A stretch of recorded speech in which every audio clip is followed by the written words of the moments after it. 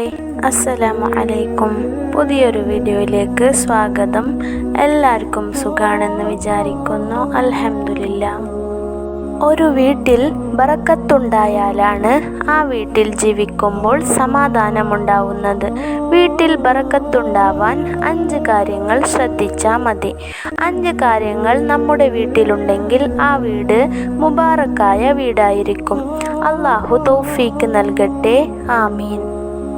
വീട്ടിൽ ബറക്കത്തുണ്ടാവാൻ വേണ്ടി ഏറ്റവും പ്രധാനമായിട്ട് നമ്മുടെ വീട്ടിൽ മലക്കുകൾ വരുന്നതിനെ തടസ്സമായിട്ട് ഒന്നും ഉണ്ടാവരുത്. അതാണ് ഒന്നാമത്തെ കാര്യം. കാരണം മലക്കുകൾ വരുമ്പോഴാണ് ആ വീട്ടിൽ ബറക്കത്തുണ്ടാവുക.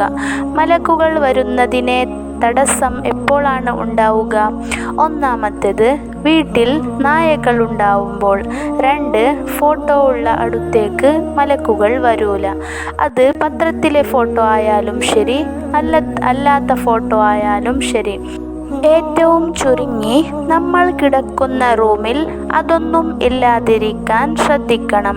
മലക്കുകൾ ഒരു വീട്ടിലുണ്ടെങ്കിൽ ആ വീട്ടിലെ പിശാചി ഓടും. ആ വീട്ടുകാർക്ക് ഇബാദത്ത് ചെയ്യാൻ വല്ലാതെ തൗഫീഖുണ്ടാവും. ആ വീട്ടുകാർക്ക് തെറ്റ് ചെയ്യാൻ തോന്നൂല. അപ്പോൾ നമ്മളെ വീട്ടിൽ മലക്കുകൾ വരാൻ എപ്പോഴും ശ്രദ്ധിക്കണം. വീട്ടിൽ ബറക്കത്തുണ്ടാവാൻ രണ്ടാമത് വേണ്ടത്, നമ്മളെ വീട്ടിൽ അതിഥികൾ ഉണ്ടാവാൻ ശ്രദ്ധിക്കണം. അതിഥികൾ വരുന്ന വീട്ടിൽ വലിയ ബറക്കത്തുണ്ട്. ഒരൊറ്റ അതിഥി നമ്മളെ വീട്ടിൽ വന്നാൽ ആയിരക്കണക്കിന് ബറക്കത്തുണ്ടാകും. ഒരതിഥി നമ്മളെ വീട്ടിൽ ഭക്ഷണം കഴിച്ചു പോകുമ്പോൾ നമ്മുടെ ദോഷങ്ങളെല്ലാം പൊറുക്കപ്പെടും എന്ന് നബിയുന റസൂലുള്ളാഹി സ്വല്ലല്ലാഹു അലൈഹി വസല്ലമ തങ്ങൾ പറഞ്ഞിട്ടുണ്ട്. ഇബ്രാഹിം നബി അലൈഹിസ്സലാം ഭക്ഷണം പാചകം ചെയ്താൽ ചുറ്റുവട്ടം കുറച്ച് ദൂരമിങ്ങനെ നടക്കും, ആരെയെങ്കിലും അതിഥിയായിട്ട് കിട്ടുമോ എന്ന് നോക്കാൻ. അലി റളിയല്ലാഹു അൻഹുവിൻ്റെ വീട്ടിൽ ഒരാഴ്ചക്കാലം അതിഥികൾ ആരും വന്നിട്ടില്ലെങ്കിൽ അലി റളിയല്ലാഹു അൻഹു കരയും. അല്ലാ, ഇതെന്താ, എന്നെ റബ്ബ് പരീക്ഷിക്കാണോ? ആരെയും അതിഥിയെ കിട്ടില്ലല്ലോ എന്ന് ചിന്തിച്ചിട്ട്. അതിഥികൾ വരുന്ന വീട് മുബാറക്കായ ബറക്കത്തുള്ള വീടായിരിക്കും എന്നത് രണ്ടാമത്തെ കാര്യം. മൂന്നാമത്തേത്, നമ്മുടെ വീട്ടിൽ ബറക്കത്തുണ്ടാവാൻ വേണ്ടി നമ്മുടെ വീട്ടിൽ എപ്പോഴും ഖുർആൻ ഓതണം. ഖുർആൻ ഓതുന്ന വീട്ടിൽ വലിയ ബറക്കത്തുണ്ടാവും. ഇന്നൽ ബൈത്തല്ലദി യുക്റഹു ഫീഹിൽ ഖുർആൻ. ഖുർആൻ ഓതുന്ന വീട്ടിൽ 4 കാര്യങ്ങൾ ഉണ്ടാവുമെന്ന് മുഹമ്മദ് ഇബ്നു സിരീൻ റളിയല്ലാഹു അൻഹു പറയുന്നതായി കാണാം. 1, ആ വീട്ടിൽ മലക്കുകൾ വരും. 2, പിശാച് തുരത്തി ഓടിക്കപ്പെടും. 3, ആ വീട്ടുകാർക്ക് ഇബാദത്ത് ചെയ്യാൻ തൗഫീക്ക് ലഭിക്കും. 4, ആ വീട്ടുകാർക്ക് തെറ്റ് ചെയ്യാൻ തോന്നൂല. സൂറത്തുൽ വാഖിയ സൂറത്തുൽ ഖിന എന്നാണ്. സൂറത്തുൽ വാഖിയ ഐശ്വര്യത്തിൻ്റെ സൂറത്താണ്. മക്കൾക്ക് സൂറത്തുൽ വാഖിയ പഠിപ്പിക്കണമെന്ന് മുഹമ്മദ് റസൂലുള്ളാഹി സ്വല്ലല്ലാഹു അലൈഹി വസല്ലമ തങ്ങൾ പറഞ്ഞിട്ടുണ്ട്. അപ്പോൾ നമ്മളെ വീട് ധാരാളമായി ഖുർആൻ ഓതുന്ന വീടാവണം.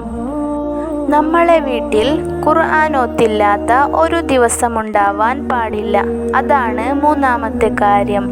4, നമ്മുടെ വീട്ടിൽ ബറക്കത്തുണ്ടാവാൻ വീട്ടിലേക്ക് കയറുന്ന മനുഷ്യർ സലാം ചൊല്ലിയിട്ട് വീട്ടിലേക്ക് കയറണം.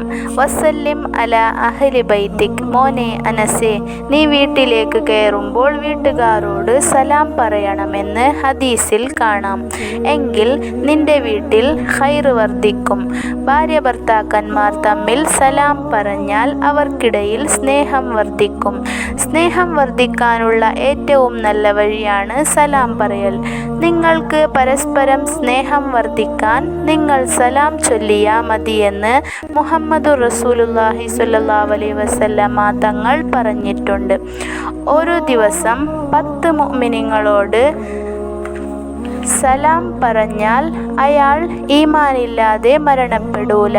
അയാളുടെ മരണം ഈമാനോടെ ആയിരിക്കും.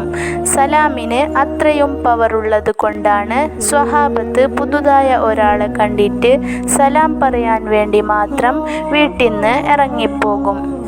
സലാം പറയുന്നവർക്ക് 90 കൂലി സംവിധാനിച്ചിട്ടുണ്ട്. മടക്കുന്നയാൾക്ക് 10 കൂലി. നിർബന്ധവും സുന്നത്തവും നോക്കിയാൽ നിർബന്ധത്തിനാണ് കൂടുതൽ കൂലി ഉണ്ടാവുക.